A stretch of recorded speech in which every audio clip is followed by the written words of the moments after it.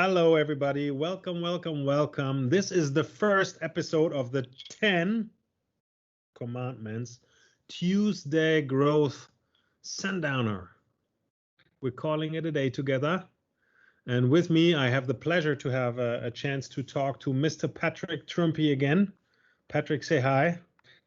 Hi. Pleasure to be here, Max, again with you. Welcome and welcome everybody in front of the screens. Now, this is going to be a quick, short format. We will only spend about 15 minutes per week on this one. It makes a lot of sense to watch all of the 10 episodes that we're doing, plus this intro here. And people may ask themselves, what's in it for me? And who is this for? What would you tell them, Patrick?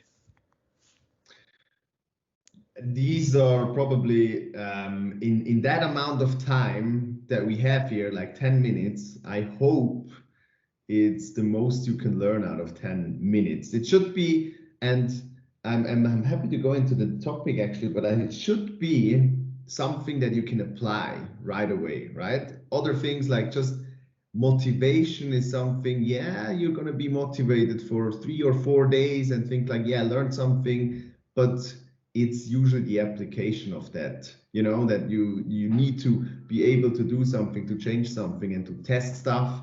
And that's, yeah, from my perspective, it should be like that, that after that you can, your next sales call or your next your next discussion when you're looking for a sales position, actually, then you can basically use that immediately. Yeah. What do you think? What should it be?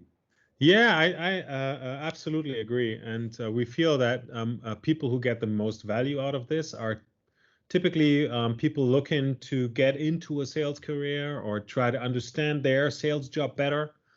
And that includes founders, for instance. Like a lot of founders, they have this intuition. They are curious and they play well with prospects and customers, but they have like a super hard time teaching others.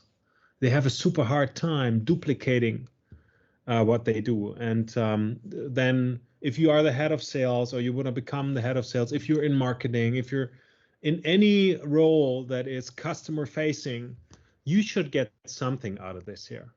And if not, please let us know in the comments. If you get something out of this, let us know in the comments too. And we are happy to look at your questions and wish list for topics. And the basic rhythm is giving you a tool or a tip or something you can really do something actionable with every week. And then we will, in those short 10 to 15 minutes, and then we will wrap it up at the very end after the 10 episodes. And you will get a visual download with all the 10 tips and some actionable exercises that you can do, stuff you can apply in your business right away. And we will also give you an exclusive opportunity, a VIP fireside chat with Patrick and with me, where we can talk around your real issues, right? The stuff that's really going on in your business. We'll share the registration link for that. It's probably going to be a video conference just like the one we're using right here. And yeah, you can also, if you are aware of the 10 commandments at the end, you can get a t-shirt, a beautiful t-shirt, SalesMate. It will have the SalesMate slogan on it. And it's nothing you can buy. It's something you earn by staying the course here through the end. And we know it's not going to be easy. I like to talk a lot. You gotta bear. So if you make it through, you have achieved something. Like, listen to us all the time. That's might not be the easiest thing to do. So let's start. You want to start? Should I start, Max, with the first topic? Should we tell them the first topic?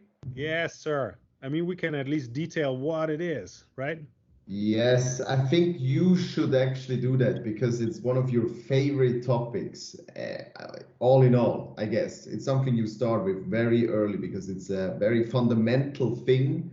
But I also want to understand it a little bit better from a sales perspective today. The topic is, have a why so big that the how will surrender. What does that mean, Max? What does it even mean? I don't know. I have no clue. I don't even know how this made it into our notes. No, of course. You know that it's very typical if you take an average sales guy and tell them to hit like an extra large goal, right? Or take an average founder and try to get them to think bigger.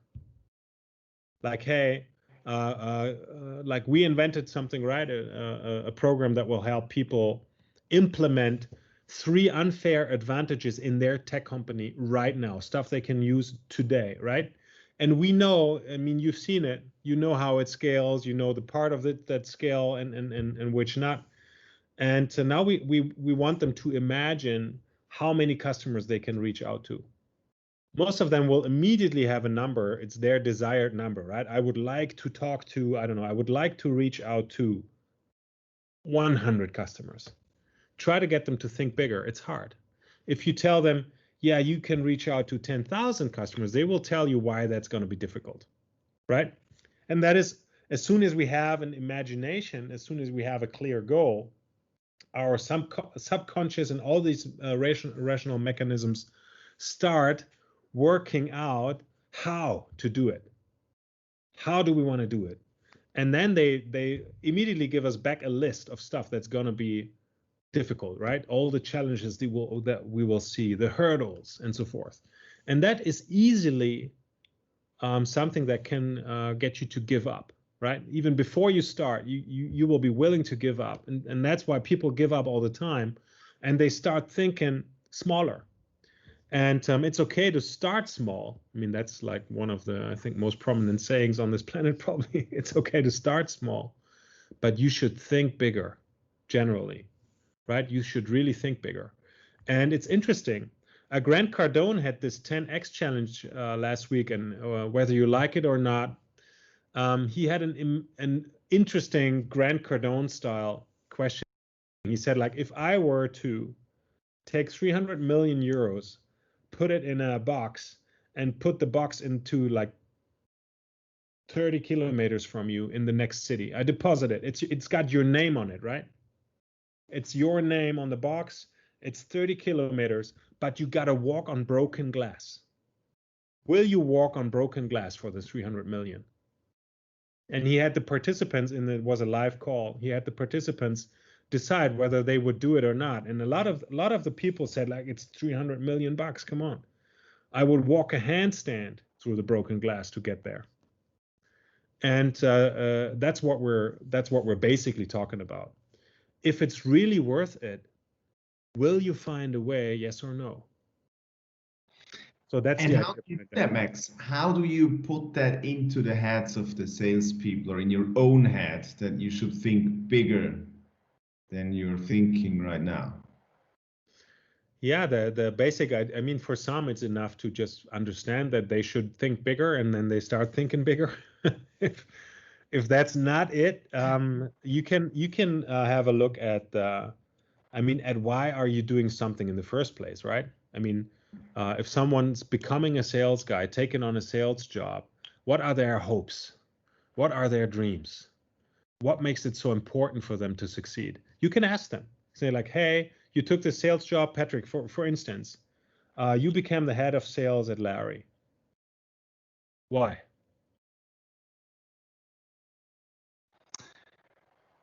You want my wish? No. So the real answer is my friends founded the company, so they knew me. They knew you. Okay, what else? I was thrilled to come back to Zurich and do something in Zurich, and we were just excited to work together. I think it was really a, you know, work with someone you know really well, you're really close with, and to push something to somewhere you couldn't imagine there, you know, something like as big as even possible. We were thinking, or we are thinking big. The vision is, well, unreachable for now, but that's good. I mean, you know. Yeah, and most people, they would just stop there and say like, yeah, we wanted to work together, have a good time, and so forth. And you can challenge them. And the idea is that you look into, okay, what makes that so important, right? You wanted to work together. What makes that so important? Now you have a big vision. What makes that so important? So you're asking yourself, you can go like 7 levels deep here, even more. It's a concept that Yosi uses a lot. It's like when people talk about the life outcomes they desire, there's always a reason behind the reason behind the reason behind the reason. And if you start understanding that, if you start understanding, like for some people it's about they want their kids to look at them and be proud and say like, boy, I mean, look at what you have achieved, right? I'm proud of you. Or they want to offer more choices to their family, or they have someone there that's really there and close to them they have to help, or they have the friends like you and they want to see their friends succeed. Well, yeah, actually, when I do this or when I've done that back then, the why, ask as many whys as you can. Yeah. That's how it works.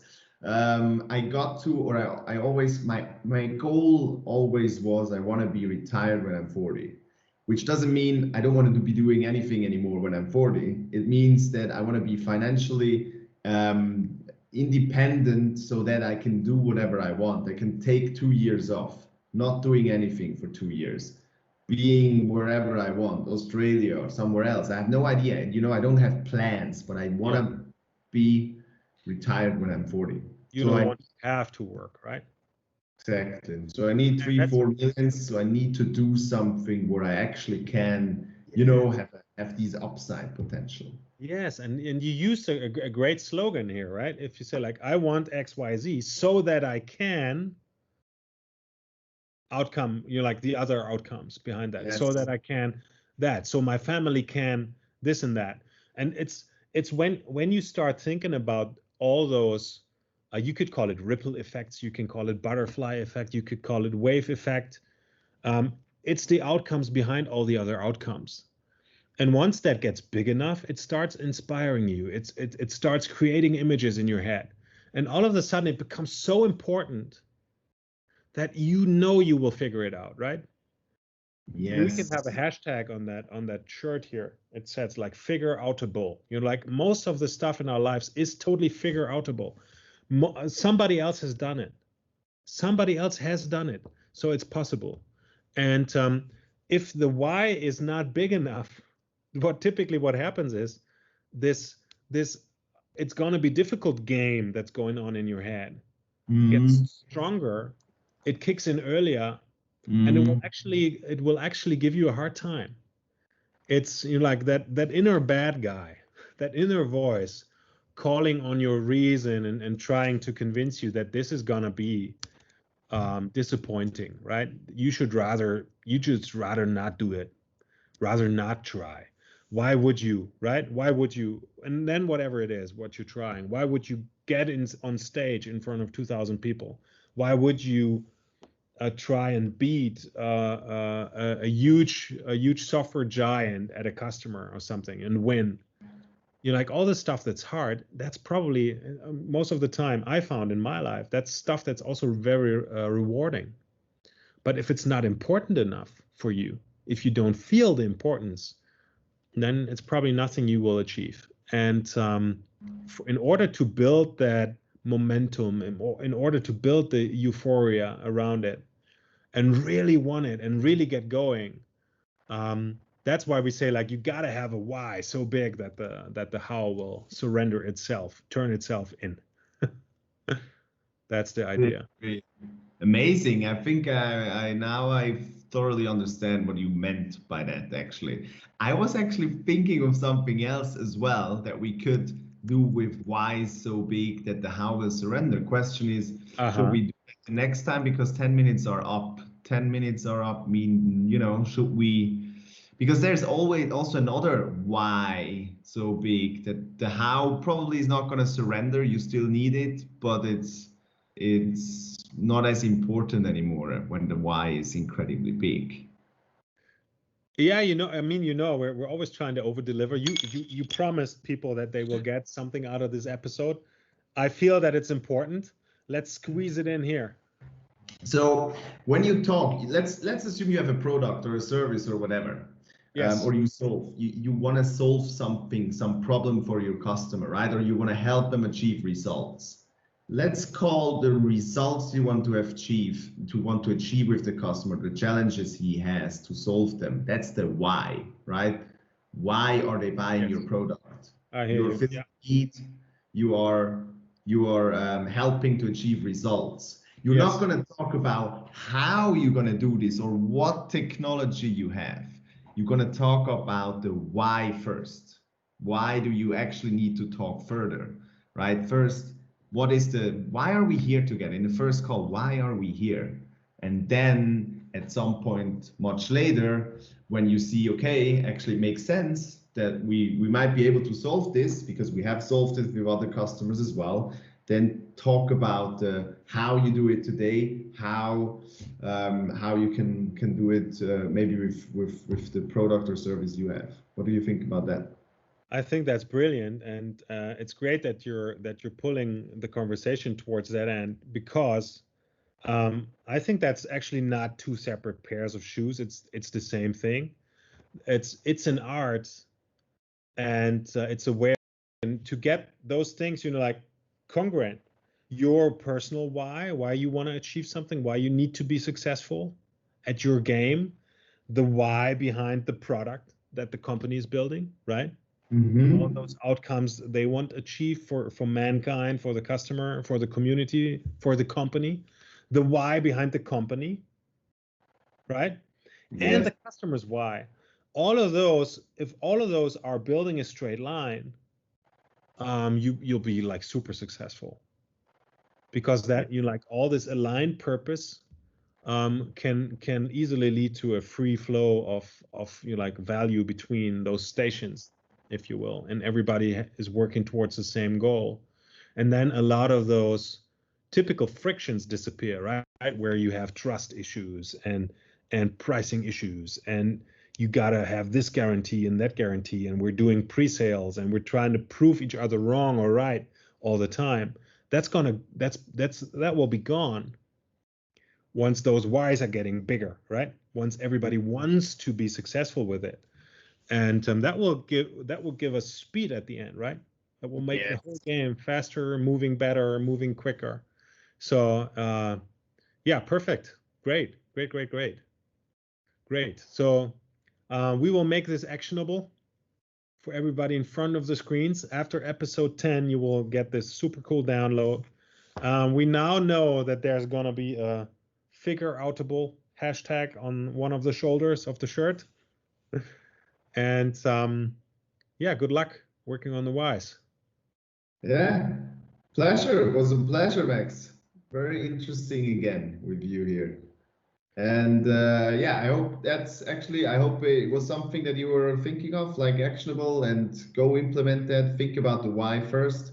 Are you talking about the whys with your customer? Or you ask yourself 5 times at least, why am I doing this? Why? Don't stop.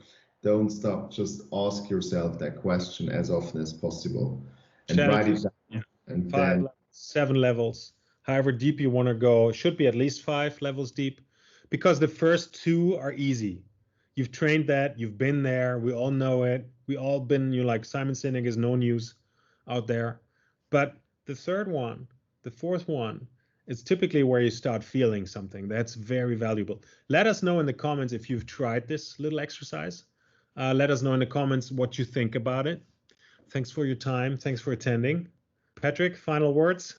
thanks for your time. Thanks for attending, and look forward to the next one. Yeah, next one topic will be, what is Sun Tzu and what has he to do with successfully growing a company? Take care. Talk soon. Take care. Bye.